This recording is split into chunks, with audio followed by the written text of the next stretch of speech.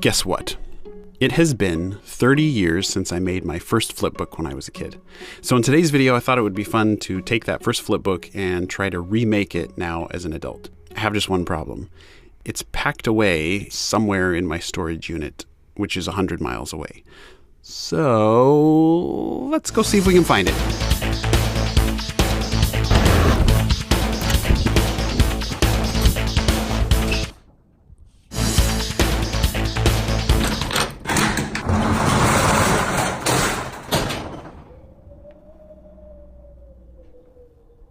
I have no idea which box I put it in. I'm hoping it's not all the way over there. Let's pull stuff out.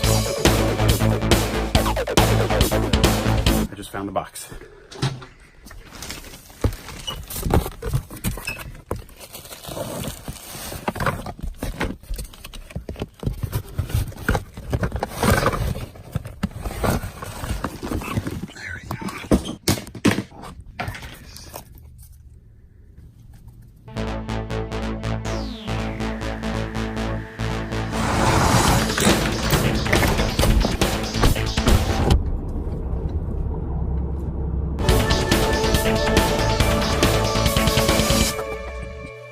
Ta-da! Some of you I know have seen this already in one or two of my other videos. This is the first flipbook I made when I was a kid. I remember at the time I couldn't figure out a good way to bind the paper together, and so I stapled it in all these little sections and then taped all the sections together. But yeah, it's been 30 years since I made this, so I want to try making a new version of it, sort of a remastered edition, I guess. But first, I want to thank Wix for sponsoring today's video.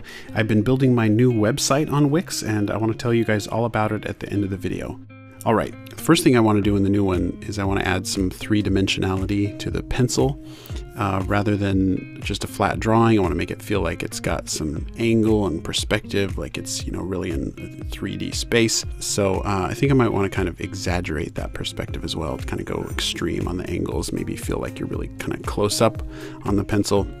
This might be tricky, actually. I want the pencil to start to feel like it's coming down from the camera toward the paper, but I need to make sure it follows the same perspective lines, and I think that should work.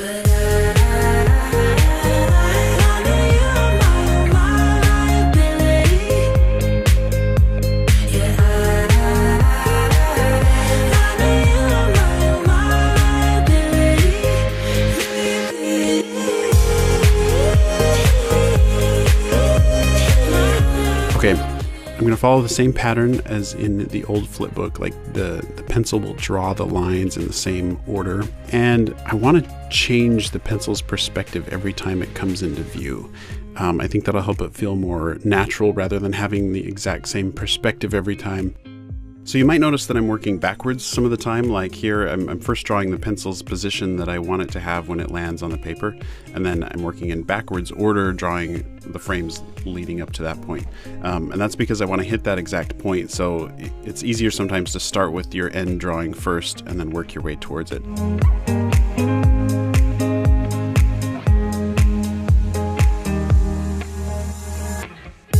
You'll notice my increments as the pencil draws the lines. The increments, they get a little bigger on each page, and that's because I want it to feel like the pencil is speeding up as it moves. In animation, when you're accelerating into a movement or decelerating out of a movement, they call that slow in and slow out, or ease in and ease out.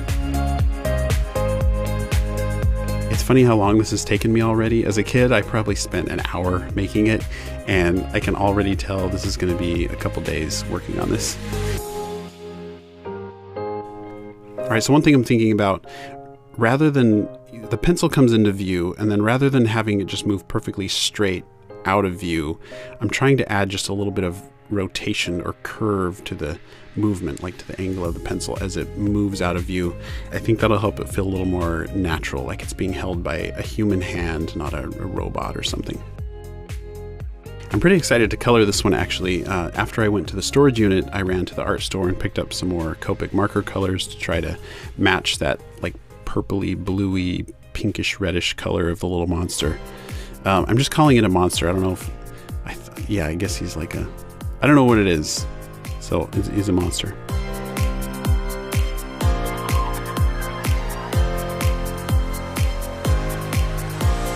I like to test out my colors beforehand to make sure I like it before I dive in and just start coloring the flipbook. So I test out, different colors and shading just to make sure it looks the way I want it to. Okay, so with the pencil, I'm doing one entire fill of yellow, and then I go back and I add a little bit of darker color in the middle and then a little darker toward the bottom. Same with shading the tip of the pencil, just light, medium, dark. And that way it feels like the light is mostly coming from that one side, and so now it's got a nice three-dimensional feel to it.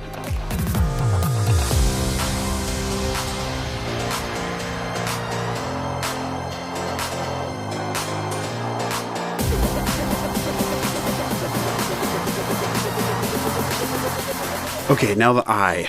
In the first flipbook, the eye just sort of pops into view. The pencil doesn't draw it, it just pops in and then he's alive. So I'm going to do that again, but I want to exaggerate the eye popping in. So as it starts to appear, I think I'll give it a little vibration here and then pops open.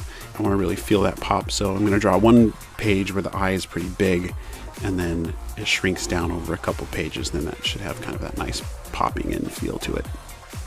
Okay, now this is where I'm going to vary from the first one a bit. Rather than just having him smile and it's over, I want to give a little more character to his eyes. So I want to make him kind of squint and look around. I'm not quite sure what he's thinking or up to, but he's looking around almost sneakily, or maybe like this is the first moment he's alive and wondering what's going on. It's kind of the sense he's giving me. Okay, I think that's it. The pencil remastered 30 years later. Let's see how it turned out.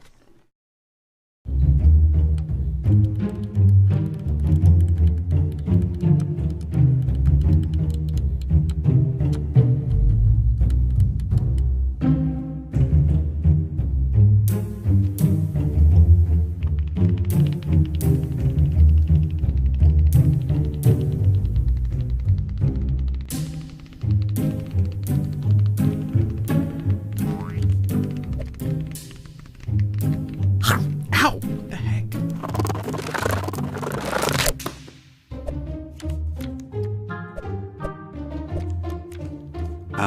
Well, that's never happened before.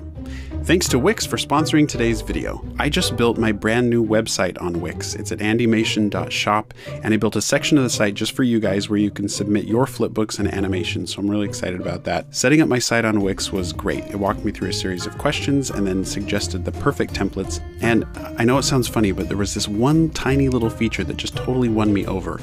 When I uploaded my logo, Wix automatically asked if I wanted to pull the colors from the logo and assign those colors to the website template.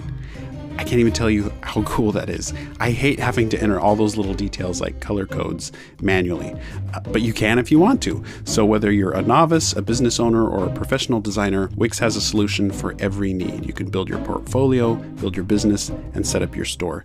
So go get your own website at wix.com/go/andymation or click the link in the description below and get started today. Thanks for watching. I'll see you guys in the next video. Now I should probably go find that little monster.